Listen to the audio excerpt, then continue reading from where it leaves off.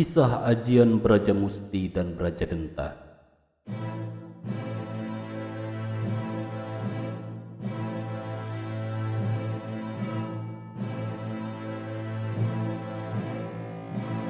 Prabu Duryodana dan para punggawa Kurawa sedang bertemu di Dampar Agung negara Hastina.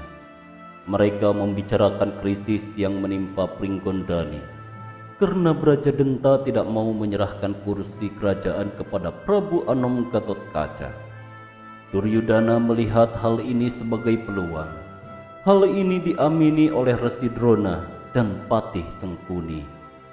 Maka diutuslah Patih Sengkuni dan Resi Drona untuk bertamu ke Brajadenta. Singkat cerita, maka mereka pun berangkat. Utusan Hastina itu menemui Brajadenta. Di kediaman Brajadenta, para utusan Hastina diterima dengan baik. Drona menceritakan bagaimana perang dengan ayah Pandawa menewaskan Prabu Tremboko, ayah dari Brajadenta.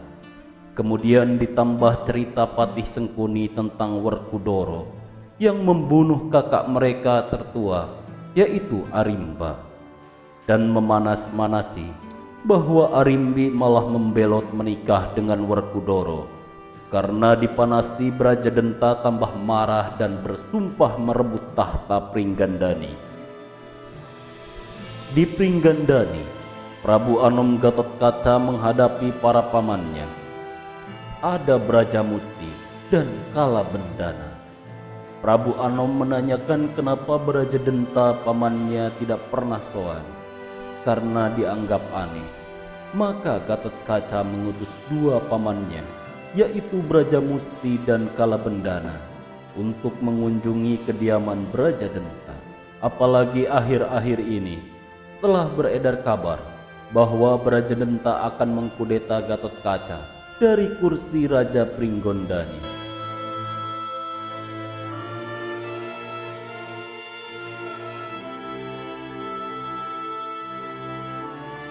Berangkatlah dua utusan tadi ke kediaman Brajadenta. Mereka kaget adanya rombongan dari kerajaan Hastina sudah ada di sana. Mereka masuk lalu menyampaikan pesan kedatangannya adalah karena diutus Gatotkaca untuk melihat kabar Brajadenta. Apakah dia sedang sakit karena tidak pernah sowan ke setinghil keraton Pringgondani. Brajadenta marah besar dan mengatakan dengan lantang bahwa dia akan merebut kedaton dari tangan Gatotkaca. Brajamusti dan Kalabendana berusaha mengingatkan Brajadenta bahwa dia sudah dipengaruhi oleh Drona dan Sengkuni. Tapi Brajadenta tidak mau peduli dan tetap menyuruh kedua adiknya itu untuk kembali membawa surat tantangan. Maka keluarlah Brajamusti dan Kalabendana dan diikuti oleh bala tentara Hastina secara diam-diam. Bala tentara Hastina disuruh untuk membunuh kedua utusan, tapi mereka dikalahkan dengan mudah oleh Brajamusti, dan segera mereka kembali ke kedaton Pringgondani. Mereka mengatakan apa yang mereka dengar langsung dari Brajadenta kepada Prabu Anom Gatotkaca. Gatotkaca menjadi resah dan merasa rikuh berhadapan dengan pamannya sendiri.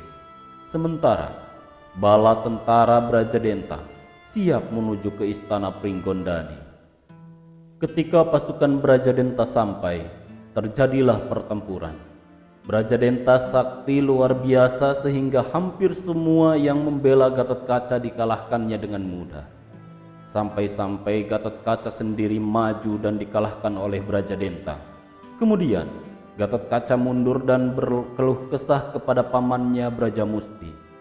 Seraya berkata, "Paman, saya dikalahkan dan kerajaan direbut.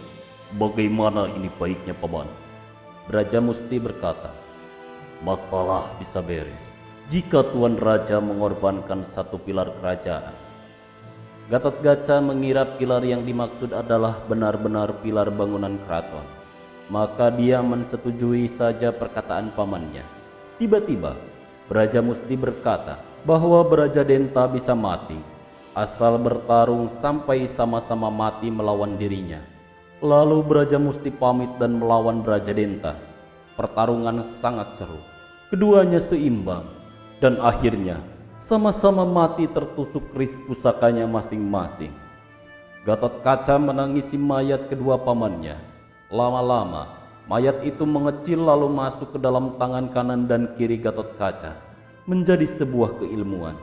Dan keilmuan itu dikenal dengan keilmuan Brajadenta dan Brajamusti. Sementara, sisa pasukan pemberontak dan Hastina dipukul mundur.